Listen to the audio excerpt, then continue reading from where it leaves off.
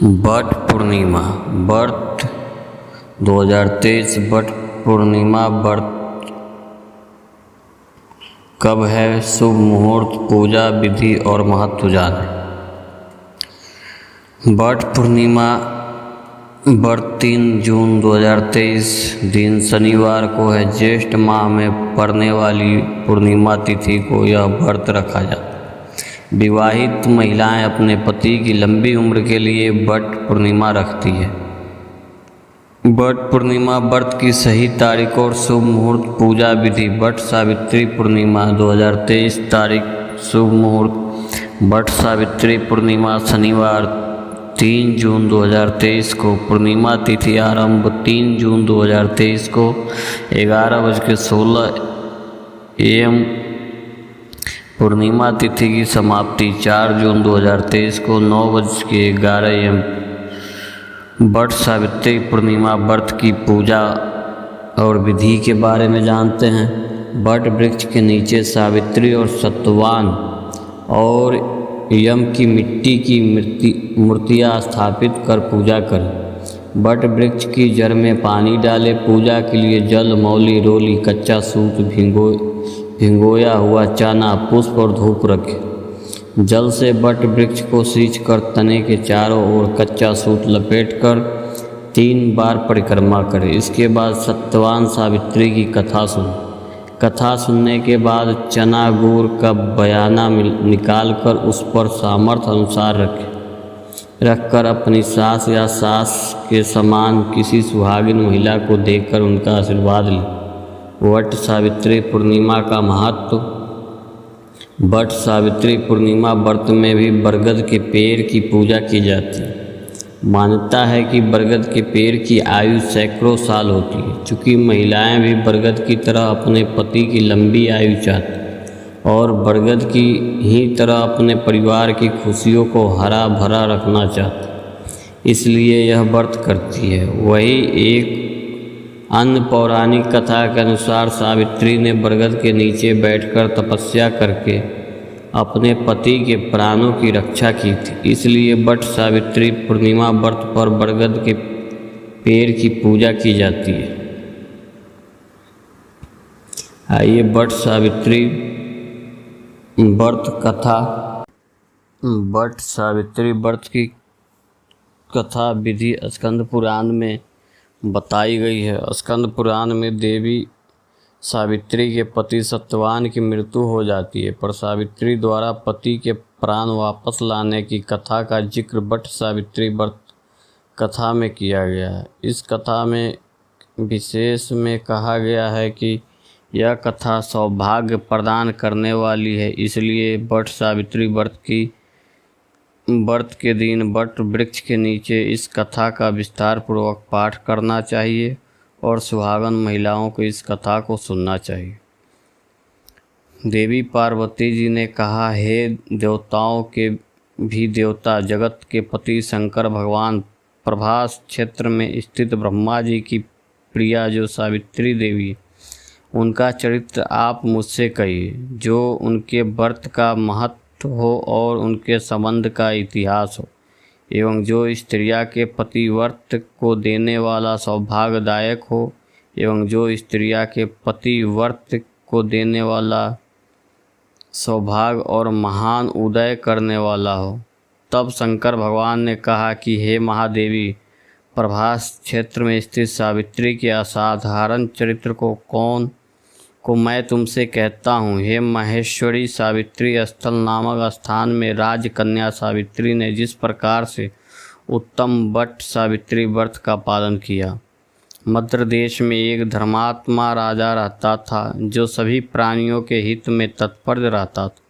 उसका नाम अश्वपति था। धर्मात्मा धर्मशीला सत्यवादी होने पर भी राजा संतान रहित था। एक समय वह राजा प्रभास क्षेत्र में यात्रा करते हुए पहुंचा और सावित्री स्थल पर आ गया। वहां पर राजा ने अपनी रानी के साथ इस व्रत को किया, जो सावित्री व्रत नाम से प्रसिद्ध सभी प्रकार की कामनाओं को पूर्ण करने वाला है।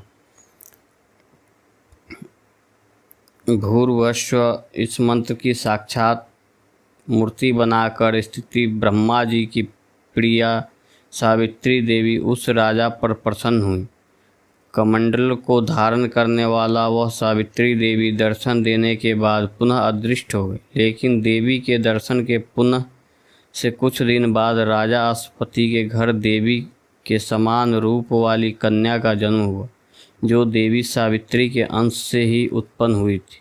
देवी सावित्री की प्रसन्नता से प्राप्त तथा सावित्री की पूजा करने के बाद उत्पन्न कन्या का नाम भी सावित्री रखा गया।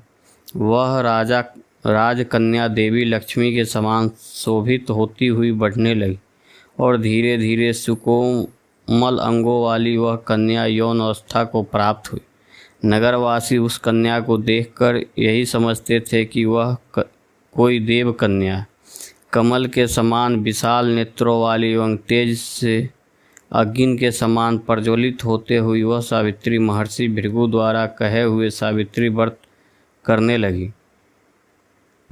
लक्ष्मी के समान सुशोभित वह कन्या एक दिन देवी सावित्री की पूजा के बाद पिता पास खड़ी हो गई। उस समय पुत्री की युवा अवस्था को प्राप्त हुए देखकर राजा ने मंत्रियों से सलाह किया कि इसके बाद राजा ने सावित्री से कहा, हे पुत्री, तुम्हें योग्य वर को देने का समय आ गया है। मुझसे कोई तुम्हें मांगने के लिए भी नहीं आता और मैं भी विचार करने पर तुम्हारी आत्मा के अनुरूप वर को नहीं पा रहा हूँ।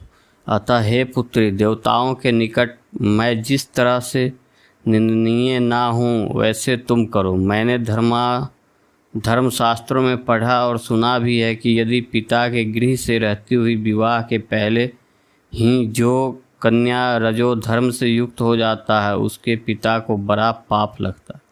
इसलिए हे पुत्री, मैं तुमको भेज रहा हूँ कि तुम स्वयं ही अपने योग्य वर ढूंढ लो।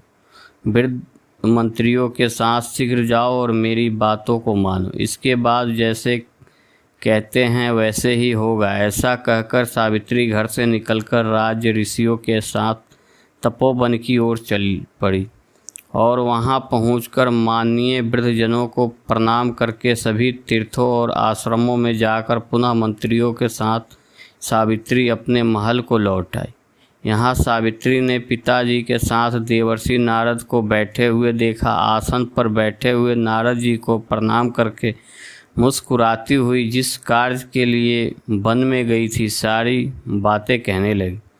सावित्री बोली, हे नारद जी, शाल्व देश में धर्मात्मा दुमत्त सेन नाम से विख्यात एक क्षत्रिय राजा जो देव योग से नेत्रहीन हो गया है।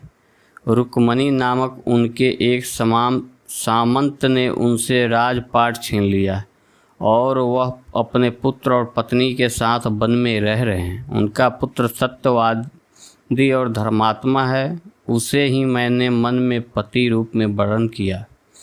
नारद जी सावित्री के वचन को सुनकर बोल पड़े, हे राजन, सावित्री ने यह बड़ा कष्टप्रद कार्य कर डाला। बाल बुद्धि होने से इसने केवल गुणवान समझकर सत्यवान को वर्ण कर लिया। सत्यवान मिट्टी के घोड़े बनाता है और घोड़ों का चित्र भी बनाता है।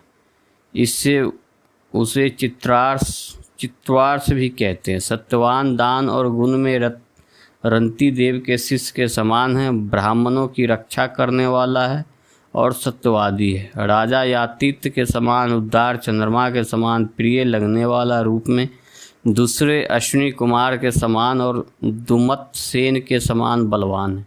लेकिन उसमें केवल एक दोष है, दूसरा कोई नहीं, कि सत्यवान आज से ठीक 1 वर्ष पर छिन्न आयु हो जाने से देह त्याग कर देगा।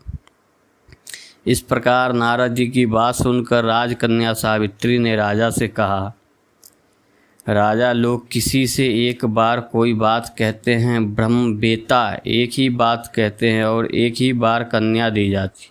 ये तीनों कर्म एक ही बार किए जाते हैं, बार बार नहीं। दीर्घायु हो अथवा अल्पायु, गुणवान हो अथवा निर्गुण, वर को एक ही बार वर्ण कर लिया, अब दूसरे वर को वर्ण नहीं करूँगी।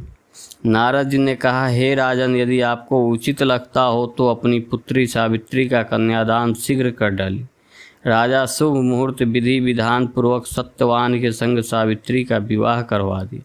सावित्री अपने पति को पाकर ऐसे प्रसन्न थी जैसे उसे पुण्यवान पुरुष स्वर्ग को पाकर प्रसन्न होता। सावित्री उस सत्यवान के साथ आश्रम में रहते हुए नारद जी की कही हुई बातों को याद करती रहती और उस दिन को गिनती रहती थी कि जब सत्यवान देह त्याग कर चले जाएंगे। जब सत्यवान के मरण के केवल 3 दिन शेष रह गया तब सावित्री ने निराहार रहने का व्रत लिया और तीसरे दिन सुबह स्नान करके देवता और पितरों का पूजन किया। फिर सास ससुर की चरण वंदना करके वह भी पति के साथ जंगल की ओर चल पड़ी। जंगल में लकड़ी काटते काटते अचानक से सत्यवान के सिर में दर्द होने लगा। सावित्री ने कहा कि आप कुछ देर मेरी गोद में सिर रखकर सो जाएं, फिर हम आश्रम की ओर चलेंगे। जैसे ही सत्यवान सावित्री की गोद में लेटे वैसे ही सावित्री ने देखा कि सांवले पिंगल वर्ण वाले किरीटधारी पीत वस्त्र पहने हुए साक्षात सूर्य के समान उदित हुए पुरुष उनके सामने खड़े। सावित्री ने उन्हें प्रणाम किया और उनसे पूछा कि आप कौन हैं। इस पर यमराज ने कहा कि मैं सब प्राणियों के लिए भयंकर और कर्मानुसार उनका उचित दंड देने वाला यम हूँ। सो हे पतिव्रता सावित्री, समीप में पड़े हुए तुम्हारी पति की आयु समाप्त हो गई है। इसे यमदूत पकड़कर नहीं ले जा सकेंगे, इसलिए मैं स्वयं आया। ऐसा कहकर फांस के लिए हुए यमराज ने सत्यवान के शरीर से अंगुष्ठ मात्र शरीर वाले जीवात्मा को बलपूर्वक निकाल लिया। इसके बाद यमपुरी की ओर चलना शुरू किया। सावित्री भी यम के पीछे पीछे चलने लगी। यमराज ने सावित्री से कहा कि कोई भी जीव बिना आयु समाप्त हुए यम मार्ग से नहीं जा सकता। सावित्री ने यमराज से कहा कि आप जैसे सज्जन पुरुष के साथ मैं चल रही हूँ, मेरे पति आपके साथ हैं, तो मुझे आपके साथ चलने में कोई शर्म और ग्लानि नहीं हो रही है। दूसरी बात, स्त्रियों के लिए इस पृथ्वी लोक में पति को छोड़कर कोई अन्य स्थान नहीं है, इसलिए मैं आपका अनुगमन कर रही हूँ। सावित्री की मधुर बातें सुनकर यम ने कहा कि मैं तुम्हारी बातों से प्रसन्न हूँ, इसलिए जो इच्छा हो वर मांग लो। सावित्री ने तब यमराज से अपना खोया हुआ राज, सास ससुर की आंखों की रोशनी और 100 पुत्रों का वरदान मांग लिया। अपने वरदान में जाल में फंसकर यमराज ने सत्यवान की आत्मा को मुक्त कर दिया और सावित्री को लौटा दिया। सावित्री पति के साथ अपने आश्रम लौट आई। सावित्री देवी का व्रत किया, जिसके प्रभाव से सास ससुर की आँख की रोशनी लौट आई और इनका राज भी मिल गया और 100 पुत्र की प्राप्ति हुई। ऐसे ही वट सावित्री की पूजा और कथा सुने। शिव जी ने देवी पार्वती से कहा कि सावित्री व्रत के दिन प्रातः स्नान करके सास ससुर का आशीर्वाद लेना चाहिए। वट वृक्ष की समीप बैठकर पंच देवता और विष्णु भगवान का आवाहन करें। 3 कुश और तिल लेकर ब्रह्मा जी और देवी सावित्री का आवाहन करें। ओम नमो ब्राह्मण सह सावित्री यहाँ गच्छ इष्टिष्ट सुप्रतिष्ठा भव। इसके बाद जल अक्षत सिंदूर तिल फूल माला नैवेद्य पान अर्पित करें। 1 आम या अन्य फल लेकर उसके ऊपर से वट पर जल अर्पित करें। कच्चा सूत लपेटे हुए 7 या 21 बार वट वृक्ष की परिक्रमा करें। इससे सभी मनोकामनाएं पूर्ण होती है। प्रेम से बोलिए शंकर भगवान माता पार्वती की जय।